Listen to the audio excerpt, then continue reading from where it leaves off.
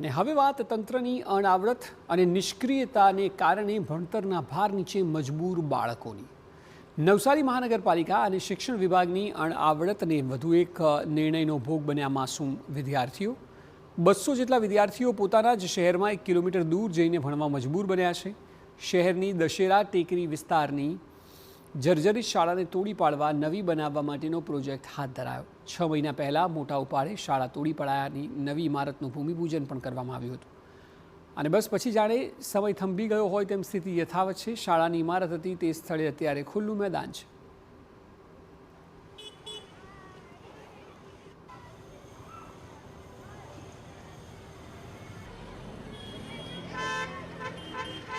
અમુક છોકરાઓ રિક્ષામાં પણ જાય અને અમુક છોકરાઓ 2 થી 3 કિલોમીટર તાપની સંખ્યામાં ચાલીને આવે ને ચાલીને જાય અને વચ્ચે પાછા એવી ચોકડી હાઈવેની જેવી પડે છે કે છોકરાઓ નાના બાળકોને રસ્તો ક્રોસ કરવાની બી બહુ મોટી તકલીફ પડે છે.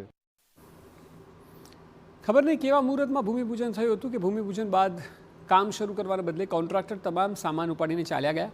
કામ શરૂ ન થતાં 6 મહિનાથી દશેરા ટેકરી શાળાના વિદ્યાર્થીઓ શહેરના વિરાંજલી માર્ગ પર આવેલી દેવીના પાર્ક વિસ્તારની શાળામાં પગપાળા ભણવા માટે જાય છે. અને આ રસ્તે જતા વિદ્યાર્થીઓ માટે 2 સ્થળે 4 રસ્તા હોવાથી અકસ્માતનો ભય પણ રહે છે. આ વિદ્યાર્થીઓ માટે પાલિકા પાસે બસની માંગ કરાઈ છે, પરંતુ તે પણ ક્યારે પૂરી થશે તે આવનારો સમય બતાવશે.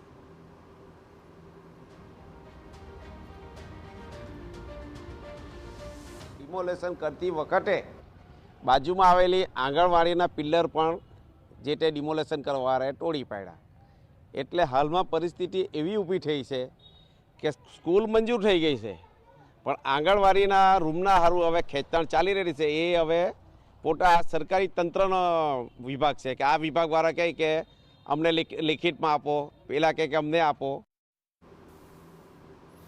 દેવીના પાર્ક વિસ્તારની શાળામાં દશેરા ટેકરી શાળાના વિદ્યાર્થીઓ સવારની પાળીમાં ભણવા માટે જાય છે, ત્યારે તે જ શાળાના વિદ્યાર્થીઓ બપોર પાળીમાં આવે છે. નવસારી મહાનગરપાલિકા પ્રાથમિક શિક્ષણ સમિતિ સંચાલિત 18 જેટલી શાળાઓ અસ્તિત્વમાં છે. શિક્ષણને મજબૂત કરવા માટે રાજ્ય સરકાર શિક્ષણ વિભાગમાં સંશોધનો કરીને ઘરમૂળથી ફેરફાર કરી રહી છે. સર્વ શિક્ષા અભિયાન જેવા કાર્યક્રમો હાથ ધરીને આધુનિકીકરણમાં કરોડો રૂપિયા ખર્ચાય છે. ત્યારે નવસારી મનપા સંચાલિત શિક્ષણ સમિતિ અને નવસારી જિલ્લા પંચાયત પ્રાથમિક શિક્ષણ સમિતિ ગંભીર બને તેવી માંગ છે.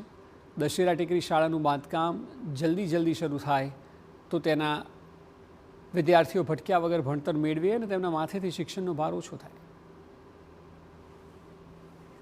શાળાનું બાંધકામ ટૂંક સમયમાં શરૂ થવા જઈ રહ્યું છે. એના માટે જે ટેમ્પરરી મીટર કનેક્શન જોઈએ તો એ પણ એના માટે એપ્લિકેશન કરી દેવામાં આવેલી છે.